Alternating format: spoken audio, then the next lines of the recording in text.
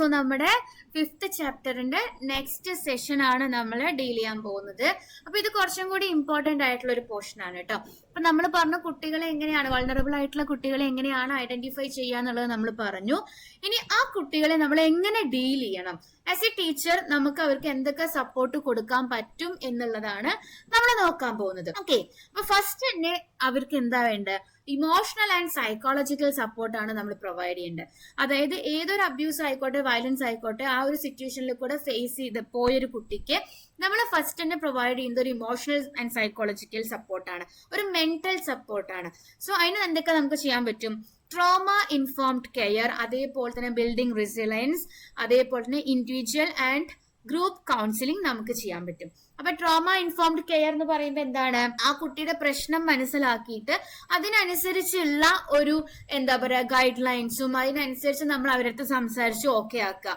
Okay, നമുക്ക് മനസ്സിലാവുന്നുണ്ട്, ആ പ്രശ്നങ്ങളെല്ലാം നമുക്ക് മനസ്സിലാവുന്നുണ്ട്, അതിനനുസരിച്ച് നമുക്ക് അവർക്ക് എന്ത് ചെയ്യുക, ഒരു സപ്പോർട്ട് കൊടുക്കുക. പിന്നെ എന്തിനേയും വിത്ത്സ്റ്റാൻഡ് ചെയ്യാൻ, കഴിഞ്ഞത് കഴിഞ്ഞു, ഓക്കെ, അത് അവിടെ തീർന്നു, ഇനി നമ്മൾ അതിനൊക്കെ ഓവർകം ചെയ്ത് അതിനൊക്കെ വിത്ത്സ്റ്റാൻഡ് ചെയ്ത് നമ്മൾ മുന്നോട്ട് വരണം, ഫ്യൂച്ചർ ഉണ്ട്, ആ ഒരു രീതിയിലുള്ള ഒരു കോൺഫിഡൻസ് അവർക്ക് എന്ത് ചെയ്യുക, ക്രിയേറ്റ് ചെയ്യാൻ വേണ്ടിയിട്ട് നമ്മൾ ഹെൽപ്പ് ചെയ്യാം. പിന്നെ നമ്മുടെ കയ്യിൽ നിൽക്കുന്നില്ല എന്ന് കാണുകയാണെങ്കിൽ ഇൻഡിവിജ്വൽ ആൻഡ് ഗ്രൂപ്പ് കൗൺസിലിംഗ്, അതായത് കുട്ടിക്കും അതേപോലെ തന്നെ ഇപ്പൊ ഫാമിലി ഇഷ്യൂസ് ഒക്കെ ആണെന്നുണ്ടെങ്കിൽ പാരന്റ്സിനൊക്കെ ഗ്രൂപ്പ് കൗൺസിലിംഗ് ഒക്കെ നമുക്ക് പ്രൊവൈഡ് ചെയ്യാൻ പറ്റും. ഓക്കെ, ദെൻ രണ്ടാമത്തെ കാര്യം എന്താണ്? Building safety and security. അതായത് ഇപ്പൊ എന്തെങ്കിലും ഒരു ഫിസിക്കൽ അബ്യൂസ് ഒക്കെ നേരിടേണ്ടി വന്ന കുട്ടികളാണെന്നുണ്ടെങ്കിൽ അവർക്ക് ആ ഒരു എന്താ പറയാ, ഒരു ഞാൻ സേഫ് അല്ല എന്നുള്ളൊരു ഫീലിങ്സ് ഭയങ്കരമായിട്ട് ഉണ്ടാവും, എന്തിനോടും പേടിയായിരിക്കും. സോ അങ്ങനത്തെ ഒരു സിറ്റുവേഷൻ ഒക്കെ ആണെന്നുണ്ടെങ്കിൽ നമ്മൾ ആദ്യം തന്നെ നിങ്ങൾ സേഫ് ആണ്, നിങ്ങൾ സെക്യൂർഡ് ആണ്, നിങ്ങൾക്ക് ഒരു ആപത്തും പറ്റില്ല, ഞങ്ങൾ ഉണ്ട് കൂടെ, ആ ഒരു രീതിയിൽ അവർ സേഫ് ആണെന്നുള്ളൊരു തോട്ട് അവർക്ക് ആദ്യം വരണം. അതിനെന്താണ്? ഫസ്റ്റ് തന്നെ നമ്മൾ എൻഷുർ ഫിസിക്കൽ സേഫ്റ്റി. അതായത് ഇങ്ങനത്തെ എന്തെങ്കിലും ഇപ്പൊ ഫാമിലിയിൽ എന്തെങ്കിലും കണ്ടിന്യൂസ് ആയിട്ട് ഇടിക്കുക അങ്ങനത്തെ എന്തെങ്കിലും കാണുകയാണെന്നുണ്ടെങ്കിൽ പ്രോപ്പർ ആയിട്ട് നമ്മൾ റിപ്പോർട്ട് ചെയ്തിട്ട് അവര് എന്ത് ചെയ്യുക, ഫാമിലിയിൽ നിന്ന് മാറ്റി, ഇപ്പൊ ഒരുപാട് ഹോംസ് ഉണ്ട്, ചൈൽഡ് ഫ്രണ്ട്ലി ഹോംസ് ഒക്കെ, അങ്ങനെ മാറ്റി നിർത്താൻ നോക്കാം. കാരണം അവർക്കൊരു ഫിസിക്കൽ സേഫ്റ്റിയാണ് ഫസ്റ്റ് നമുക്ക് പ്രൊവൈഡ് ചെയ്യേണ്ടത്. Then create A stable and predictable environment.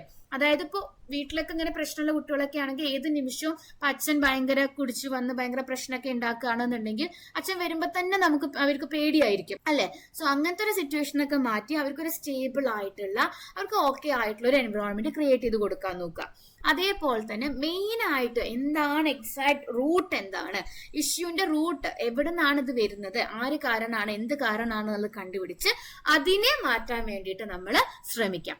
First തന്നെ ഒരു ഇമോഷണൽ സപ്പോർട്ട് കൊടുത്തു, പിന്നെ അവര് സേഫ് ആണെന്നുള്ളൊരു തോട്ട് നമ്മൾ എന്ത് ചെയ്യുക, ബിൽഡ് ചെയ്യാണ് ചെയ്യേണ്ടത്. ഓക്കെ, അതേപോലെ തന്നെ എഡ്യൂക്കേഷണൽ സപ്പോർട്ട്, അത് 3 രീതിയിൽ, ഒന്ന് ഹെൽപ്പ്, പിന്നെ പ്രൊമോട്ട്, പിന്നെ സപ്പോർട്ട്. എന്താ ഹെൽപ്പ് എന്ന് ഉദ്ദേശിക്കുന്നത്? കുട്ടികൾ ഇപ്പൊ അക്കാഡമിക് ചാലഞ്ചസ് ഉള്ള ചിൽഡ്രൻ ആണെന്നുണ്ടെങ്കിൽ അവരെ നമ്മൾ പഠിത്തത്തിന് വേണ്ടിയിട്ട് മാക്സിമം ഹെൽപ്പ് ചെയ്യാം. അതേപോലെ തന്നെ അത് മാത്രമല്ല, അക്കാഡമിക്സ് മാത്രമല്ല, നമ്മൾ എന്ത് ചെയ്യണം, സോഷ്യൽ ആൻഡ് ഇമോഷണൽ ലേണിംഗ് കൂടി അവർക്ക് പഠിപ്പിക്കണം. അതായത് ഇപ്പോൾ ആൻസൈറ്റി, ഡിപ്രഷൻ പോലുള്ള ഇഷ്യൂസ് ഒക്കെ ഉള്ള സ്റ്റുഡൻസ് ആണെന്നുണ്ടെങ്കിൽ അതിനെയൊക്കെ എങ്ങനെ നമുക്ക് കൺട്രോൾ ചെയ്യാം, അതായത് മെന്റലി നമുക്ക് എങ്ങനെ സ്റ്റേബിൾ ആവാം, നമ്മുടെ ഇമോഷൻസ് നമുക്ക് എങ്ങനെ കൺട്രോൾ ചെയ്യാം, അതും കൂടി നമ്മൾ അവിടെ മാക്സിമം പ്രൊമോട്ട് ചെയ്യാൻ വേണ്ടിയിട്ട് നോക്കണം. ഓക്കെ, അതേപോലെ തന്നെയാണ് എക്സ്ട്രാ കരിക്കുലർ ആക്ടിവിറ്റീസ് നമ്മൾ മാക്സിമം സപ്പോർട്ട് ചെയ്യുക. ഇപ്പൊ ചില സ്റ്റുഡൻസ് പഠിക്കാൻ വീക്ക് ആണെന്നുണ്ടെങ്കിൽ അവർക്ക് വേറെ ഒരുപാട് കഴിവുകൾ ഉണ്ടായിരിക്കും. സോ ആ രീതിയിൽ നമ്മളിപ്പോ അത് ആർട്ട് ആൻഡ് ക്രാഫ്റ്റ് ടീച്ചർക്ക് മാത്രം ഇത് ചെയ്യാൻ പറ്റൂന്നല്ല, നമ്മുടെ സബ്ജക്റ്റിൽ, നമ്മൾ എടുക്കുന്ന സബ്ജക്റ്റിൽ തന്നെ മാക്സിമം എന്ത് ചെയ്യുക, എക്സ്ട്രാ കരിക്കുലർ ആക്ടിവിറ്റീസ് സപ്പോർട്ട് ചെയ്യുന്ന രീതിയിൽ നമ്മൾ എന്ത് ചെയ്യുക, ക്ലാസ് എടുക്കാൻ വേണ്ടിയിട്ട് നോക്കാം. ഓക്കെ, അതേപോലെ തന്നെയാണ് family and community support.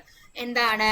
Empower parents and care givers. നമ്മൾ കുട്ടിക്ക് മാത്രമല്ല, അതിന്റെ റൂട്ട് കോസ് ഫാമിലി ഇഷ്യൂസ് ഒക്കെ ആണെന്നുണ്ടെങ്കിൽ നമ്മൾ ആ ഒരു കംപ്ലീറ്റ് പാരന്റ്സ് അല്ലെങ്കിൽ അവരുടെ ആ കുട്ടീനെ ഹാൻഡിൽ ചെയ്യുന്ന കെയർ ഗിവേഴ്സ്, അതേപോലെ തന്നെ എന്താ പറയാ അവരുടെ ആൾക്കാർ, ആ കുട്ടിയുടെ ഒപ്പമുള്ള ആൾക്കാർ ആരൊക്കെയാണോ അവർക്കും എന്ത് ചെയ്യേണ്ടി വരും, ചിലപ്പോൾ നമ്മൾ സപ്പോർട്ടും അതിനനുസരിച്ചുള്ള കൗൺസിലിംഗ് കാര്യങ്ങളൊക്കെ കൊടുക്കേണ്ടി വരും. കണക്ട് ഫാമിലീസ് വിത്ത് കമ്മ്യൂണിറ്റി റിസോഴ്സസ്. അതേപോലെ ചിലപ്പോൾ എന്തെങ്കിലും സീരിയസ് ഇഷ്യൂസ് ഒക്കെ ആണെന്നുണ്ടെങ്കിൽ എന്താണ്, ആ ഫാമിലീസ് നോക്കി ഇന്ന കാര്യങ്ങൾ നിങ്ങൾക്ക് ചെയ്യാൻ പറ്റും, ഇതിനെ നമുക്ക് ഇങ്ങനെ സ്റ്റോപ്പ് ചെയ്യാം എന്നൊക്കെയുള്ള രീതിയിൽ അവരുടെ ഓപ്പർച്യൂണിറ്റീസ് നമ്മൾ പറഞ്ഞു മനസ്സിലാക്കി കൊടുക്കുക.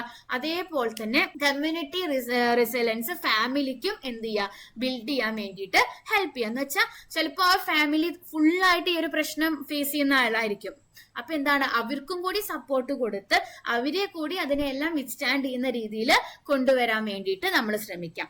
ഓക്കെ, എപ്പോഴും ഒരു കുട്ടിയുടെ പ്രശ്നം എന്ന് പറഞ്ഞാൽ കുട്ടിയുടെ മാത്രം പ്രശ്നമാവണമെന്നില്ല, ആ ഒരു കമ്മ്യൂണിറ്റിയുടെ അല്ലെങ്കിൽ ഒരു ഫാമിലി ഇഷ്യൂസ് ആയിരിക്കണം മെയിൻ ആയിട്ട് ഉണ്ടാവുന്നത്.